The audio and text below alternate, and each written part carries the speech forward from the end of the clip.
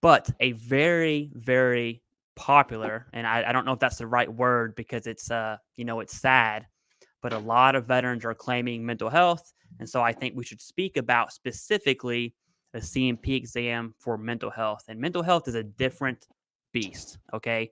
It's very unique. Whereas like a joint condition like your wrists, your knees, your elbow, they're all generally the same. Okay. And we will cover back and knees and what that looks like. But mental health is a different beast. This exam can last anywhere from, I don't know, I would probably say 30 minutes to 2 hours. I'll tell you personally, I don't want to give too much information, but my mental health exam lasted a little bit over 2 hours, and it was rough, man. Like and I was not. This was new veteran me in 2019. I was not prepared. I had no idea what 38 CFR was. I had no idea what evidence was. I didn't know how to speak to the examiner. Now, luckily by the grace of God, I had a solid examiner. He was awesome, really understanding, and he asked me directed questions. You may not have that. You may not get an examiner. That's a rock star, so to speak. So a mental health CMP exam, it's a different beast, and it's really broken down into three different sections. And this isn't doctrine. This is just how I would explain it to like my mom. Okay. So the first section is pre-service. What happened to you? How was your mental state prior to the military? Right. And, I'll jokingly slash not jokingly throw out some things here. Right. Did your dad beat you when you were a child? Right. Did he leave for cigarettes and never come back? Are your parents divorced? These are questions mainly are your parents divorced? What was your childhood like? The CMP examiner is going to ask you those questions, right? Were you abused as a child? What did that look like? How was your childhood? And I'm not I'm not saying lie because we are truthful, but we're also informed and educated. I will say this though, and I think it's a disservice to veterans if we don't, is if you spend an hour talking about how your dad beat you or how your childhood was this and childhood was that, you're giving the VA a reason to deny your claim, right? So, with that said, be mindful. Now, if you have zero evidence, and I mean zero evidence, because like especially, when I was growing up in the 90s and early 2000s, I'm also 31, so that might be different decades for whoever, but whose parents brought them to therapy when they were a child, right? Mine didn't. I say that because there's no evidence of anything of at least my mental health, and I would assume that's very common within the veteran community. So if there's no evidence of that, I'm not saying don't bring it up because we don't lie, but at the same time, I'm not gonna give the VA a reason to say, hey, your PTSD is actually from the stressor that happened when you were 6 versus the military. And there's an aggravation claim, and that's a whole other topic, but let's just not give the VA that option. That's pre-service, okay? During service is the absolute cream of the crop, and this is when, and I'm gonna try to explain this fast, Jason, and not go on a rant, but this should be the bulk of the appointment, okay? And I'm saying that from a not doctrine standpoint. Meaning, if I'm making a claim that my military service caused my PTSD or my depression or my anxiety, insomnia, whatever, I need to tell the examiner why. Hey, in 2012, I had this deployment, this happened, whatever. In 2015, I was in a training accident. I have reoccurring thoughts. This happened. Whatever that is for you, this is your moment to be vulnerable. That's extremely difficult. Excuse me, very difficult to be vulnerable.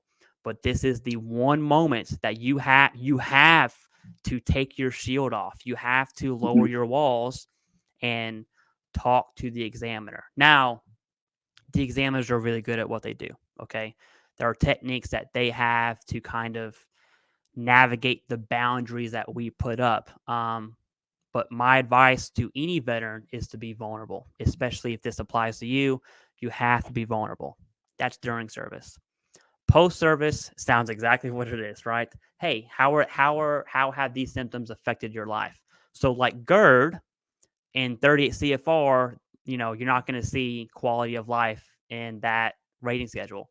For mental health, it's the complete opposite. It is all about the quality of life.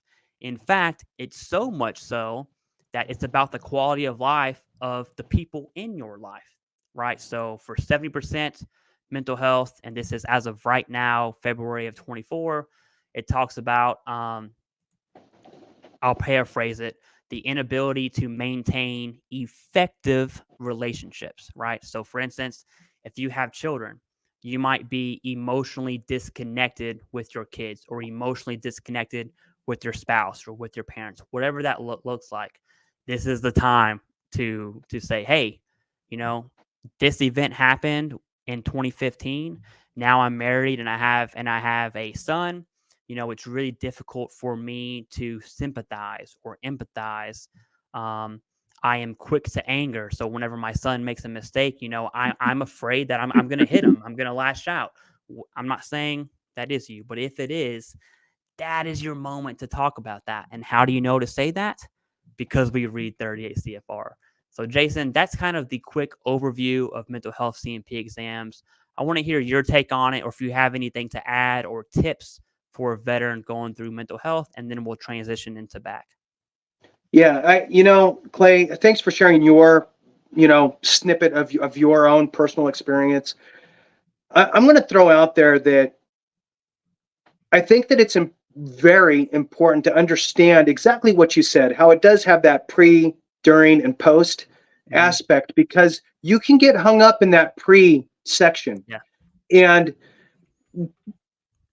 ideally, you're already in a situation where you have been diagnosed with PTSD from a service-connected event, right? So, it's important for you to know, look, you are diagnosed for PTSD.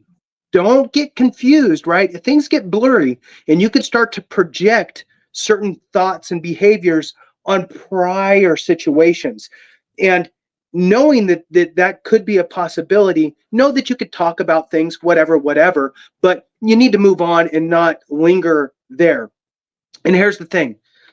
Most people did not have a great childhood. Yeah. Things happen, man. My mom was married like 5 or 6 times. I moved all the time. I lived all over the place. I changed high schools 5 times. I changed grade schools 7, right? So look, everybody has their own situation prior. Most people are fine moving on in life. Yeah. It's that event in the military that you need to focus on, that you're diagnosed for. So I just want to bring that mindful point up of projecting things onto previous situations potentially. I also want to throw out survivor's guilt is real. Okay. And that can also, back to Clay's point of being disconnected to your loved ones. Okay. You could find yourself becoming more and more kind of removed because you don't want to get too close, because if something ever did happen, it's like, I don't want to feel that again, because my buddy who is no longer with us, I was tight and I don't want to be that close anymore, kind of like to anybody. So those are real things. And I will tell you that what I tell folks that are going in for their CNP exam on mental health for specifically PTSD or MST, right? The two big ones, is this will probably, because this is usually the very beginning stages of you talking about it. Yeah. Right? Is when you finally decided to actually push through and get a claim and all that stuff. And you're talking about it to somebody new now. You may have had a few conversations with a psychologist, or maybe you were in some sort of a group therapy thing, kind of a lower thresholds, right? But now the rubber's meeting the road and you're having this real heart to heart, right? And it Totally will be agree. the hardest thing you ever did. But when you come out on the other side, you'll actually feel, in a weird way, a little bit like a door has opened, and maybe now I can actually get some real therapy to help me just manage my life a little bit better. And I would just say be prepared for that, because you're going to want to grab the tissue. I don't care how strong you are, the tears will come, and you just need to be prepared for that. And like Clay said, they can last a while, so Mhm. block off some time.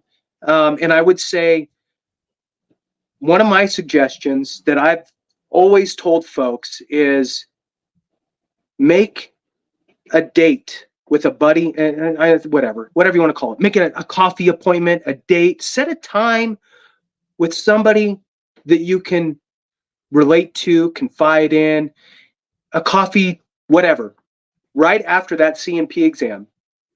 Because sometimes you just need somebody that you trust, somebody that you could talk to, right? Somebody that maybe chewed some of the same dirt or whatever, because it's gonna rile you up a little bit, and it's going to make you feel all kinds of different ways. And sometimes it's just good to be around somebody. So that's really it for me, Clay, that I'd like to throw out there. So Yeah, back no, to you. that's solid. We are. I find myself, especially with our channels, so focused on disability that sometimes we completely just kind of forget about healthcare, which is extremely important, right? The older you get, the worse it gets. Um, that's that's the reality. And I'm 31, and I'm saying that. Okay. Yeah. Oh, yeah.